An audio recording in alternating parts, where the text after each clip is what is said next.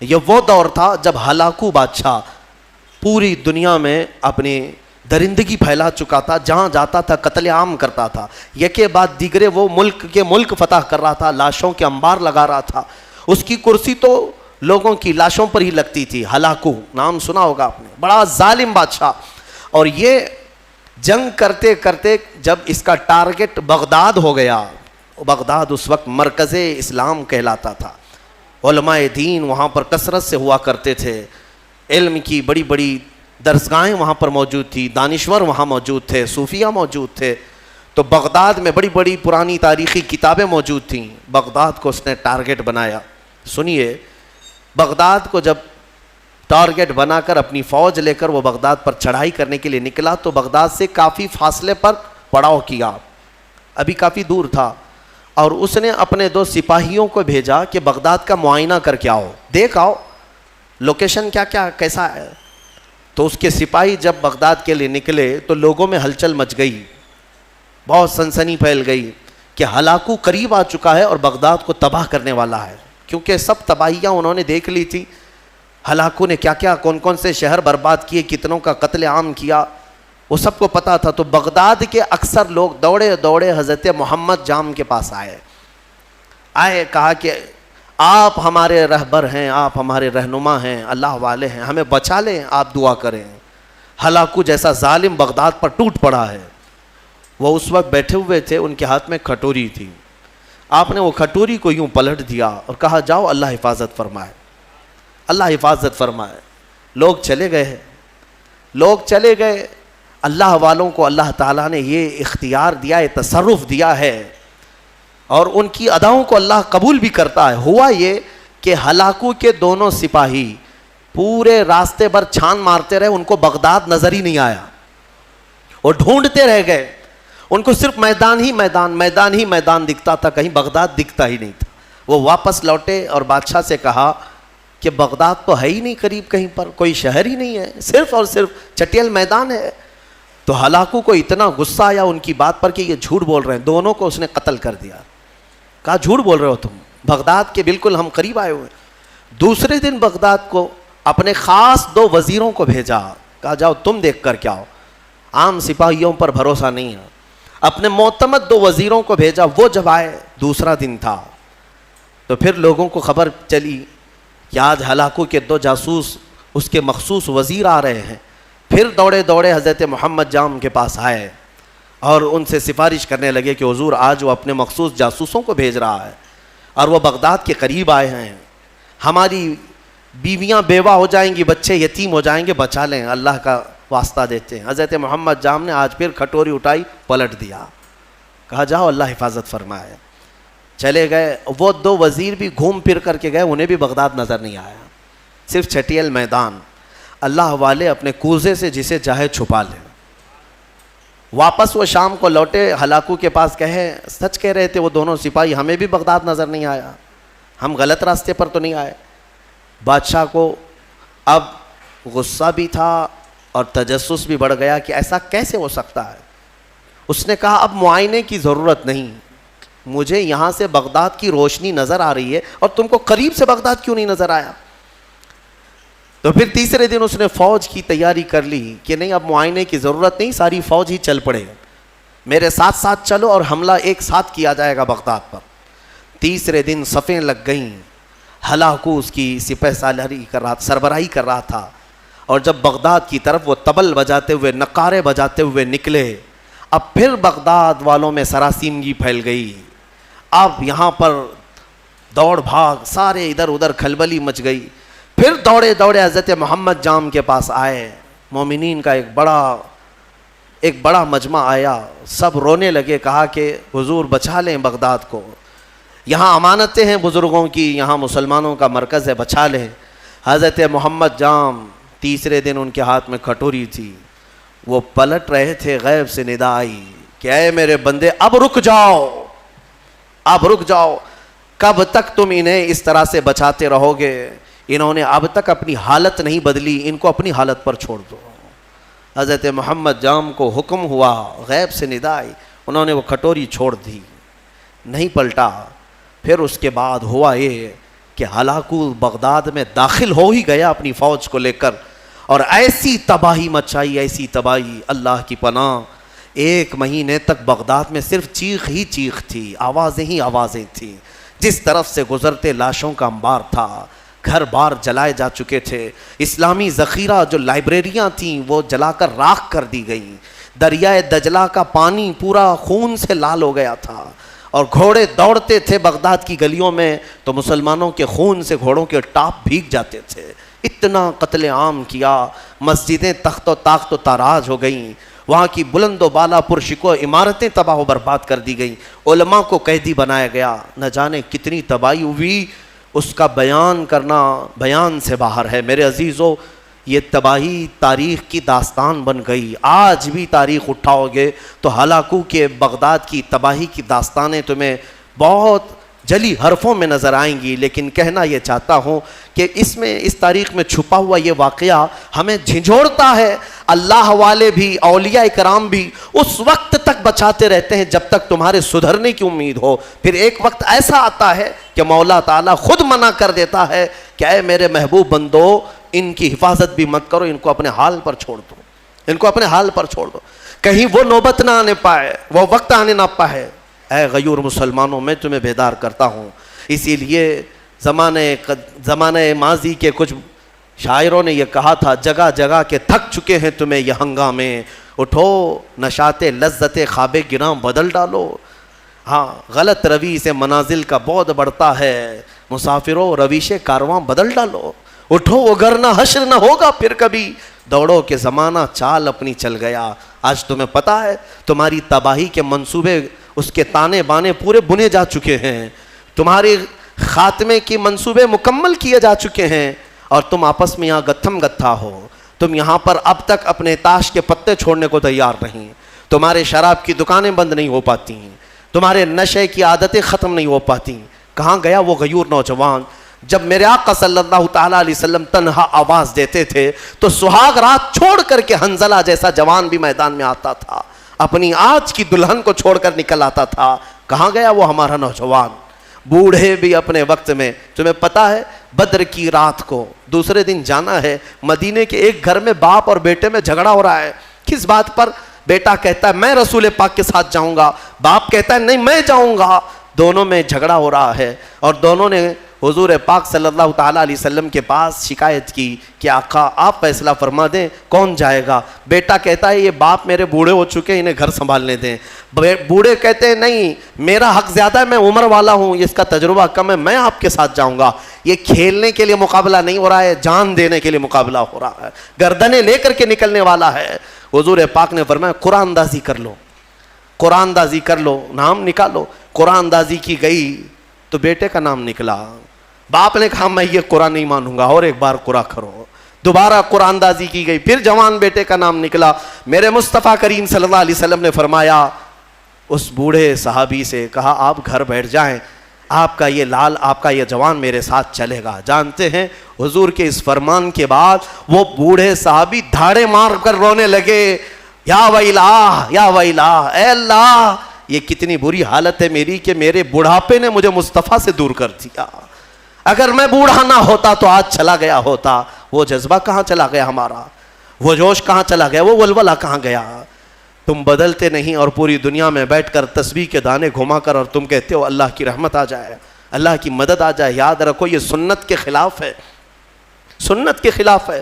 میں خود اپنے آپ پر کبھی کبھار کوستا ہوں کہ ہاں ٹھیک ہے، اللہ تعالیٰ نے ایک منبر دیا یا آواز دی تو میں جو بول سکتا ہوں بول رہا ہوں۔ مجھے اتنی امید ضرور ہے کہ ہماری زبان سے آواز نکلے گی، مولا کسی کے بھی دل کو بیدار ضرور کرے گا، بیدار تو ہوں گے۔ لیکن ساتھ میں مجھے اس بات کا افسوس ہوتا ہے کہ آج ہمارے حالات ایسے ہیں کہ کمرے میں بیٹھ کر ڈسکس کر رہے ہیں، واٹس ایپ پر بیٹھ کر چیٹنگ کر رہے ہیں، ایک جگہ کی دوسرے جگہ کی ویڈیو وائرل کرتے ہیں کہ دیکھو فلاں جگہ ایسی آتنک مچائی جا رہی ہے، ایسے کیا جا رہا ہے۔ یہ سارا کا سارا انتظام تو تم واٹس ایپ پہ کر رہے ہو، تمہاری ساری تیاری تو صرف فیس بک پہ ہے، باقی باہر نکلو تو دیکھو نہ چہرے سے تمہیں غلام مصطفیٰ کوئی کہنے کو تیار ہے، نہ تمہارے لباس سے کوئی تمہیں غلام مصطفیٰ کہنے کو تیار ہے، نہ تمہاری زبان سے، نہ تمہارے اخلاق سے، نہ تمہارے معاملات سے۔ غلام مصطفیٰ وہ ہوتا تھا کہ وہ راستے پر چلے تو اس کا رعب ایسا طاری ہوتا ہے کہ اچھے اچھوں کی آنکھیں نیچے گر جائیں، آنکھیں نیچے ہو جائیں۔ نبی اکرم صلی اللہ تعالیٰ علیہ وسلم کی غلامی کو تم ہلکا سمجھتے ہو؟ بدلو میرے عزیزو، قرآن سچ کہہ رہا ہے، ان اللہ لا یغیر ما بقوم حتی یغیروا ما بانفسہم، بے شک اللہ تعالیٰ اس وقت تک کسی قوم کی حالت نہیں بدلتا جب تک اس قوم کو خود اپنی حالت بدلنے کی فکر نہ ہو۔ اسی لیے اقبال نے کہا تھا، قوت فکر و عمل پہلے فنا ہوتی ہے، پھر کسی قوم کی شوکت پہ زوال آتا ہے، پھر کسی قوم کی شوکت پہ زوال آتا ہے۔ ہماری شوکت، ہماری شان، ہماری بان پر جو آج زوال آیا ہے، اس سے پہلے ہمارے سوچ و بچار اور ہمارے عمل کی قوت فنا ہو گئی ہے۔ ہاں، سب کچھ ختم کر کے اب ہم یہ زوال کے دن دیکھ رہے ہیں۔ بہت تیزی سے دن بدلے ہیں میرے عزیزو، ہماری آنکھوں کے سامنے بدلے ہیں۔ میں یہ نہیں کہہ رہا بدل رہے ہیں، بدل چکے ہیں۔ آج سے صرف 10 سال پہلے جاؤ، آج سے صرف 5 سال پیچھے بھی جاؤ، جو حالات تھے وہ آج بہت تیزی سے بدل چکے ہیں، اور پھر اگلے جو آئیں گے اتنے عرصہ بھی تمہیں مہلت نہیں دی جائے گی۔ دشمن گھات لگا کر اپنی کمین گاہوں سے تمہاری طاق میں ہے۔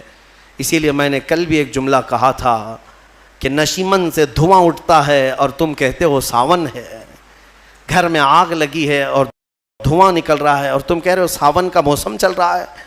میرے عزیز بچوں، آج یہ گلی ڈنڈے کا وقت بھی نہیں، کرکٹ اور ہاکی اور فٹ بال کا وقت بھی نہیں ہے تمہارے پاس۔ تمہارے ہاتھوں میں قرآن عظیم آ جانا چاہیے، تمہاری زبانوں پر اب منغمات مصطفیٰ آ جانا چاہیے۔ تم پوچھو گے اس سے ہوگا کیا؟ تمہیں پتہ نہیں کیا ہوگا، تمہیں اندازہ بھی نہیں ہے۔ قرآن کی ایک آیت اگر مولا پہاڑوں پر نازل کرے تو وہ ریزہ ریزہ ہو جائیں گے، وہ ریزہ ریزہ ہو جائیں گے۔ کیا قرآن پر یقین نہیں ہے تمہیں؟ اللہ نے فرمایا، لو انزلنا هذا القرآن على جبل لرأيته خاشعا متصدعا من خشیۃ اللہ، اگر ہم یہ پہاڑوں پر نازل کرتے تو تم دیکھتے کہ اللہ کی خشیت سے یہ ریزہ ریزہ ہو جاتے۔ آج تمہارے ہاتھوں میں اگر قرآن آ جائے اور تمہارے سینے میں بس جائے، پھر دیکھنا قرآن کی اس طاقت کو لے کر جس راہ سے گزرو گے دشمن ریزہ ریزہ ضرور ہوں گے، ضرور ہوں گے۔ آج تمہارے پاس جو طاقت ہے، قوت ہے، وہ قرآن ہے اور عشق مصطفیٰ ہے، اور عشق مصطفیٰ نعروں سے نہیں۔ ہاں، آپ یہی کہیں گے کہ ہم تو عاشقان مصطفیٰ ہیں، ہم میلاد بھی مناتے ہیں، نعتیں بھی پڑھتے ہیں، نعرے بھی لگاتے ہیں سب۔ اگر نعرے لگانا اور نعت مصطفیٰ پڑھنا ہی عشق مصطفیٰ کی علامت ہوتی تو نہ بدر ہوتی، نہ احد ہوتا، نہ خندق ہوتی، نہ حنین، کچھ نہیں ہوتا۔ سب صحابہ بیٹھ کر مسجد نبوی میں ہی نعرے لگاتے، سب دشمن فنا ہو جاتے۔ ایسا نہیں ہے۔ پہلے میدان میں اپنے عمل کے ساتھ اترو، اپنے عمل کے ساتھ اترو۔ ہاں، تم حضور پاک صلی اللہ تعالیٰ علیہ وسلم کے عاشق ہو تو عمل کے ساتھ آؤ، تم اپنے آپ کو بدلو۔ قرآن کی اس محکم آیت کے بارے میں آپ سے کہہ رہا ہوں، اللہ نے سچ فرمایا، اس وقت تک وہ حالت نہیں بدلے گا جب تک تم اپنی حالت نہیں بدلتے۔ اب حدیث سنو، میرے آقا صلی اللہ علیہ وسلم فرماتے، ایک بندہ اگر اپنے آپ کو بدلنا چاہے، کتنا ٹائم لگنا چاہیے بدلنے میں آپ کو؟ کب تک؟ کچھ تو لمٹ ہوگی۔ آپ بدلنا چاہیں، حضور فرماتے ہیں اگر کوئی بدلنا چاہے اور نکل پڑے مولا کے راستے پر، حضور فرماتے ہیں کہ اگر وہ ایک بالشت آگے بڑھے گا تو رب تبارک و تعالیٰ کی رحمت ایک ہاتھ آگے بڑھ جائے گی۔ اگر وہ چل کر کے آئے گا تو مولا کی رحمت دوڑ کر اسے لے گی۔ ہاں، تمہارے صرف اٹھنے کی دیر ہے۔ تم نے بنی اسرائیل کے اس شخص کے بارے میں سنا نہیں؟ حدیث پاک میں، صحیح حدیث پاک، جس نے 100 لوگوں کا قتل کیا تھا، 100 لوگوں کا قتل کیا اور توبہ کے ارادے سے وہ نکلا۔ اسے ایک عالم دین نے بتایا کہ جاؤ بیت المقدس کی طرف، اللہ کے گھر کی طرف، تم جاؤ وہاں توبہ کرو، اللہ تعالیٰ تمہاری توبہ قبول کرے گا۔ وہ اپنے گھر سے نکلا، بیچ راستے میں اس کا انتقال ہو گیا، توبہ کرنے کی مہلت بھی نہیں آئی، ابھی اس جگہ پہنچا بھی نہیں تھا۔ یہ صرف اور صرف نکلا ہے اپنے آپ کو بدلنے کے لیے، اور بیچ میں موت بھی آ گئی۔ اور حدیث پاک میں عذاب کے اور رحمت کے دونوں فرشتے آئے، عذاب کے فرشتے جہنم میں لے جانے کے لیے، رحمت کے فرشتے جنت میں لے جانے کے لیے۔ کیوں؟ دونوں یہ کہہ رہے تھے، عذاب والے کہ یہ 100 قتل کر چکا ہے، گنہگار ہے، رحمت والے کہتے نہیں، توبہ کی نیت سے نکلا تھا، صاف ہو رہا تھا۔ جبرائیل امین کو حکم بنا کر اللہ نے اتارا کہ دیکھو ان دونوں کے درمیان فیصلہ کرو۔ کیسے فیصلہ؟ اس کے گھر سے بیت المقدس تک کی زمین ناپو، یہ جہاں گرا ہے دیکھو، اگر بیت المقدس سے قریب ہے تو جنت والے لے جائیں، اگر دور گرا ہے تو دوزخ والے لے جائیں۔ ناپا گیا تو برابر بیچوں بیچ وہ انتقال کر کے گرا ہے، بیچوں بیچ، ادھر بھی برابر ہے ادھر بھی برابر ہے۔ اب کیا فیصلہ کیا جائے؟ دونوں جگہ کی مسافت سیم ہے۔ تو رب تبارک و تعالیٰ نے فرمایا جبرائیل امین سے، جبرائیل دیکھو منہ کس طرف کیا ہوا ہے۔ دیکھا گیا کہ وہ بیت المقدس کی طرف، اور ایک حدیث میں اللہ والوں کی بستی کی طرف منہ کیا ہوا تھا جب مرا ہوا تھا۔ رب تعالیٰ نے فرمایا رحمت والوں کو دے دو، رحمت والوں کے حوالے کر دو، اسے جنت لے جائیں۔ بدلنا چاہو تو مولا تعالیٰ اتنا تیز تمہیں بدل دیتا ہے، اور نہیں بدلنا چاہو تو تمہیں اسی طرح چھوڑ دیتا ہے۔ تو کچھ تو ہونی چاہیے ہمارے اندر احساس بدلنے کا۔ صرف اور صرف اگر کسی کو ایسا لگتا ہے کہ تقریریں سننا یہ ایک انٹرٹینمنٹ ہے تو میں کہتا ہوں یہ سننا بھی چھوڑ دو۔ اگر علماء کی تقریریں یا ہمارے بیانات سنتے ہو تو تمہاری زندگی میں انقلاب آنا چاہیے، تبدیلی کا مزاج پیدا ہونا چاہیے کہ کل تک میری نمازیں قضا ہوتی تھی، آج میں نماز کی پابندی کر لوں، اسی لیے کہ مجھے کل قیامت کے دن حساب دینا ہے۔ اور اس کے علاوہ آج کے حالات کیا جھنجھوڑتے نہیں ہیں تمہیں؟ آج کے حالات نہیں جھنجھوڑ رہے تمہیں؟ ظالم سر پر آپ ننگا ناچنے کے لیے تیار کھڑے ہیں۔ وہ دن تمہارے سامنے آئیں گے، تم دیکھو گے کہ بچوں کے خون سے یہ ہولی کھیلیں گے۔ ہاں یہ دن آئیں گے، قریب ہے۔ ہر جگہ پر فتنہ و فساد، ہر جگہ پر خون ریزی، ہر جگہ پر قتل و غارت۔ حضرت نعمت اللہ شاہ کرمانی 800 سال پہلے کے ایک بزرگ ہیں، ان کی پریڈیکیشن بہت مشہور ہے۔ انہوں نے جو پیشن گوئیاں 800 سال پہلے کی تھیں وہ سب کی سب آج ثابت ہوتی نظر آ رہی ہیں۔ انہوں نے ہندوستان کے پورے حالات کے بارے میں پیشن گوئیاں کی ہیں، ان کی پوری کتاب موجود ہے فارسی میں۔ انہوں نے اپنے زمانے کے بعد ہونے والے حالات میں سب بتایا، کون سا بادشاہ آئے گا، کتنے سال حکومت کرے گا، کیا کیا ہوگا، اور آج کے حالات تک انہوں نے بیان کیے۔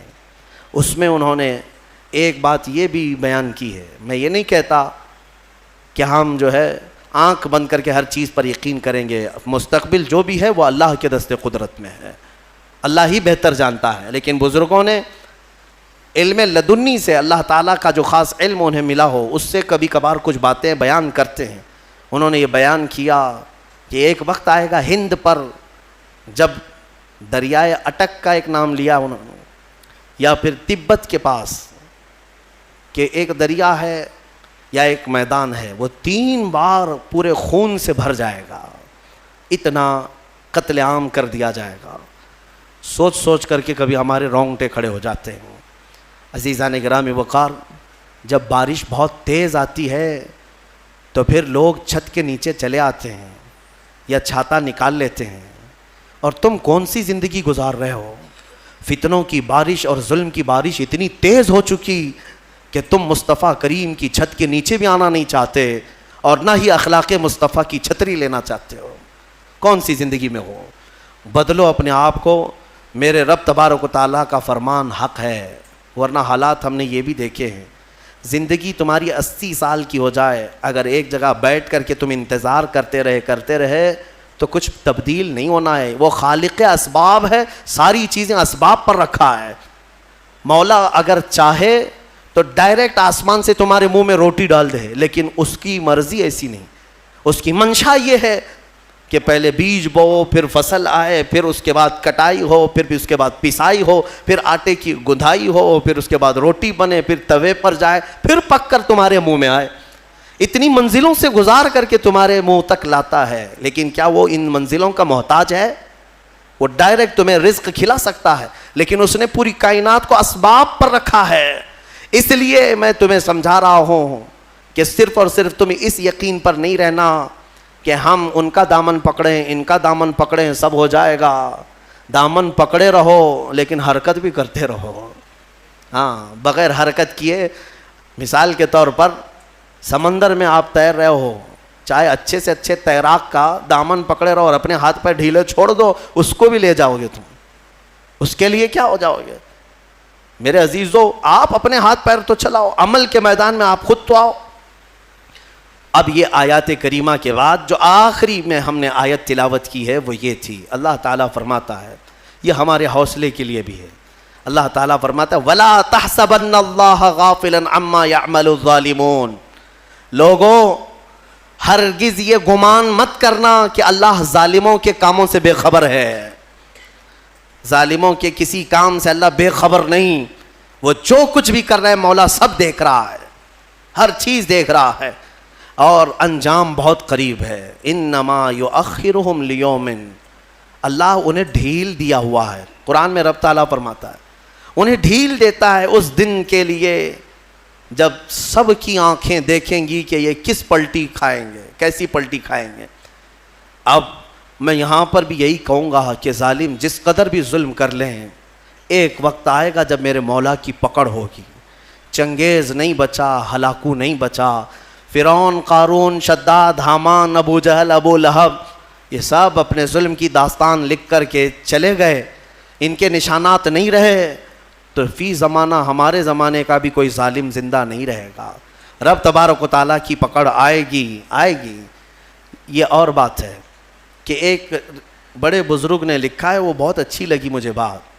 فرمایا کہ اگر اللہ تبارک و تعالیٰ کسی قوم سے ناراض ہو، اللہ کسی قوم سے ناراض ہو تو سزا کے طور پر انہیں حاکم ظالم دے دیتا ہے. ظالم حاکم ہی اس قوم کی سزا ہے. اکثر یہ دیکھا گیا ہے کہ قوم کی سزا ظالم حاکم ہی بن جاتا ہے. رب تعالیٰ کی طرف سے ایسے یہ انجام ہوتے ہیں میرے عزیزوں. پھر جب اجتماعی توبہ کرو گے، اپنے آپ کو بدلو گے، تو مولا بھی یہ کائنات کے سارے اس نظام کو بدل دے گا. اور ایک آیت یہ بھی میں سنا دوں. اللہ فرماتا ہے اگر تم نہیں چینج ہونا چاہتے، طے کر کے رکھے ہو کہ جیسے ہم ویسی رہیں گے، بولنے دو مولانا لوگوں کو، ہم جیسے ویسے رہیں. ان یشاء یذھبکم، اللہ فرماتا ہے اگر تم یہ نہیں چاہتے بدلو، اگر اللہ چاہے تو تم سب کو ختم کر دے گا. وَيَسْتَخْلِفْ مِن بَعْدِكُم مَّا يَشَاءُ، تمہارے بعد پھر جسے وہ پسند کرے گا اس کو اپنی زمین پہ لائے گا، پھر کسی اور قوم کو وہ بسائے گا. ہم سے پہلے بھی قومیں آباد رہی ہیں. تم سے نظام کائنات نہیں ہے، تم سے دنیا نہیں چل رہی ہے، تمہاری وجہ سے سورج اور چاند کا نظام نہیں ہے. تمہیں تو اللہ تبارک و تعالیٰ نے اس کائنات میں ٹھہرنے کا موقع دیا ہے. اگر تم یہ سمجھ رہے ہو کہ میرے ہی سے سب چل رہا ہے تو خام خیالی ہے. ہاں، بدلنے کی اپنے آپ کو فکر آج ہی سے طے کر لو. رمضان ہے، بہترین موقع ہے. اللہ رب العزت کو گواہ بناؤ، میرے مصطفیٰ کو حاضر و ناظر مان کر ان کے دربار میں یہ کہہ دو ایک بار میرے آقا کو شاہد مانتے ہو، میرے آقا کو حاضر مانتے ہو، میرے آقا کو ناظر مانتے ہو، تو پھر ان کے سامنے ہاتھ جوڑ کر کے یوں کہو میں مجرم ہوں آقا مجھے ساتھ لے لو، میں مجرم ہوں آقا مجھے ساتھ لے لو. کہ رستے میں ہیں جا بجا تھانے والے، چمک تجھ سے پاتے ہیں سب پانے والے، میرا دل بھی چمکا دے چمکانے والے. برستا نہیں دیکھ کر ابر رحمت، ہم بدوں پر بھی برسا دے برسانے والے. ایک میں کیا میرے عصیاں کی حقیقت کتنی، مجھ سے 100 لاکھ کو کافی ہے اشارہ تیرا. یا رسول اللہ تو جو چاہے تو میل میرے دل کے دھلیں، کہ خدا دل نہیں کرتا کبھی میلا تیرا. یا رسول اللہ تیرے ٹکڑوں پہ پلیں، غیر کی ٹھوکر پہ نہ ڈال، جھڑکیاں کھائیں کہاں چھوڑ کے صدقہ تیرا. گندے نکمے کمی مہنگے ہیں کوڑی کے تین، کون ہمیں پالتا تم پہ کروڑوں درود. اور بے ہنر و بے تمیز کس کو ہوئے ہیں عزیز، ایک تمہارے سوا تم پہ کروڑوں درود. کر کے تمہارے گناہ مانگے تمہاری پناہ، اور تم کہو دامن میں آ تم پہ کروڑوں درود. بخش دو جرم و خطا تم پہ کروڑوں درود. گرچہ ہیں بے حد قصور تم ہو عفو و غفور، گرچہ ہیں بے حد قصور تم ہو عفو و غفور. بخش دو جرم و خطا تم پہ کروڑوں درود. رزق کے قاسم ہو تم، خلق کے حاکم ہو تم، جو ملا تم سے ملا تم پہ کروڑوں درود. یا رسول اللہ تم ہو حفیظ و مغیث، کیا ہے وہ دشمن خبیث. تم ہو حفیظ و مغیث، کیا ہے وہ دشمن خبیث. تم ہو تو پھر خوف کیا تم پہ کروڑوں درود. بس یہ اعلیٰ حضرت نے ہمیں سکھایا ہے، یہ اعلیٰ حضرت نے ہمیں سکھایا ہے. جس دن تم بیدار ہو کر میرے نبی کو شاہد مان کر کے یہ کہہ لو گے، انشاءاللہ وہ بدلیاں چھٹ جائیں گی، وہ ابر ہٹ جائے گا، یہ ظالموں کی نحوست ختم ہو جائے گی. देखना तुम अपनी आंखों से इन कीड़ों को मरते हुए देखोगे, तुम अपनी आंखों से इन दज्जालों को तबाह होते हुए भी देखोगे। इंशाअल्लाह एक दिन मेरी ये कौम बदल जाएगी। तो इकबाल ने भी कहा था कि कुफ्र दम तोड़ देगा टूटी हुई शमशीर के साथ, गर तुम निकल आ जाओ एक बार नारे तकबीर के साथ। बस एक बार तुम निकल आओ नारे तकबीर के साथ। वो नारा नहीं जो सिर्फ और सिर्फ तुम अपने लिए लगाते हो या फिर इंटरटेनमेंट करते हो, बल्कि वो नारा जो कभी अबू उबैदा बिन जर्राह से निकला था, कभी खालिद बिन वलीद की ज़ुबान से निकला था, कभी हमज़ा बिन अब्दुल मुत्तलिब से निकला था। उनकी ज़ुबानों से जो नारा निकलता था वो रूह से निकलता था और उनका यकीन कामिल हुआ करता था, चाहे दुनिया की सारी ताकतें सामने हो, मौला मेरे साथ है। इंशाअल्लाह उल अज़ीज़ वो वक्त तब्दीली का अनकरीब आएगा। मुझे उम्मीद है इमाम महदी को अभी आना है, ईसा अलैहिस्सलाम को अभी उतरना है और पूरी दुनिया में इस्लाम का परचम अभी लहराना बाकी है। मेरे आका ने फरमाया है उस वक्त तक क़यामत नहीं आएगी जब तक पूरी दुनिया का दीन सिर्फ और सिर्फ इस्लाम ही रहेगा, सिर्फ इस्लाम रहे। और मेरे आका ने फरमा दिया तो मैं कहता हूँ ज़मीन टल जाएगी, ज़माना टल जाएगा, मेरे मुस्तफ़ा का फरमान कभी नहीं टलेगा। वो होकर रहना है। लेकिन उससे पहले जो ये हालात पैदा हो रहे हैं उसके लिए मैं ज़रूर कहूँगा तुम उठो, बेदार हो जाओ, तुम बेदार हो जाओ। हाँ, जालिमों के लिए अल्लाह फरमाता है उन्हें ढील दिया है, आज उन्हें ढील दिया है, और नाचो जितना नाचना है और जुल्म करो जितना जुल्म कर सकते हो। फिर मौला की रस्सी तुम्हें एक दिन पकड़ेगी और ऐसे बांधा जाएगा कि तुम्हारे पास कुछ नहीं होगा। तुम्हें पता है अबरहा को कितना घमंड था, कई हाथियां लेकर के वो खाने काबा को ढाने के लिए आया था। मक्का वालों की ताकत नहीं थी मुकाबला करने की। मौला करीम ने छोटी छोटी चिड़ियों से ऐसा तबाह किया कि कुरान कहता है कास्फिम मकूल, वो बादशाह अबरहा और उसकी फौज ऐसे दिखते थे जैसे किसी ने मुर्गी छील करके खा करके छोड़ा हुआ हो, जैसे कोई मुर्गी खाकर गोश्त खा करके हड्डियां छोड़ देता है। पूरी फौज की दुर्गत ऐसी बनी हुई थी, हिलाको बर्बाद होकर खाए हुए मुर्गियों की तरह नजर आते थे। वो दिन आएगा जब ये सारे कीड़े मकोड़ों की भी अल्लाह वही हालत बनाएगा। शर्त यही है कि तुम मुस्तफ़ा करीम की गुलामी में आ जाओ। एक बार तुम अपने आप को बदल लो और तुम्हारी आंखों से भी नजर आने लग जाए, तुम्हारे चेहरे से भी नजर आने लग जाए, तुम्हारे लिबास से भी, तुम्हारे अखलाक से भी नजर आने लग जाए कि ये रहता यहाँ पर है लेकिन बदन में खुशबू मदीने की आया करती।